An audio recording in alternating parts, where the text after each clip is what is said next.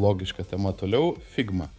Kai Google paskelbė atnaujintą Stitch kovo 18-ąją, kitą rytą Figma akcijos atsidarė 8,8% žemiau. Ketvirtadienį krito dar 4%. Per 2 dienas beveik 13% nuosmukis. Bet pažiūrėk plačiau. Figma šiais metais jau nukrito apie 35%. Nuo IPO viršūnės 80%. Dabar akcijos prekiauja apie nuo 24 iki 25 dolerių.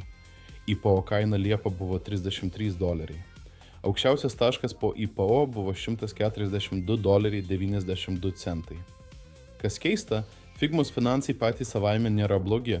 2025 metais kompanija uždirbo $1,06 milijardo pajamų, augimas 41% per metus. Net dollar retention 136%. Tai reiškia, esami klientai išleidžia 36% daugiau nei prieš metus. Bet nuostoliai auga greičiau. Net loss 2025 metais $1,25 milijardo. Prieš metus buvo 732 milijonai. Stock-based kompensacijos ir veiklos sąnaudos didėja sparčiau nei pajamos. Investuotojai bijo 2 dalykų. Pirma, Stitch nemokamas.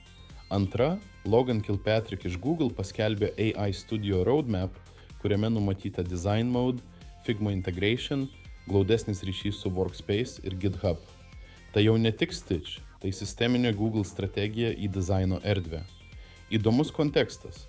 2023 metais Adobe bandė nupirkti Figma už $20 milijardų. Sandoris žlugo dėl reguliatorių.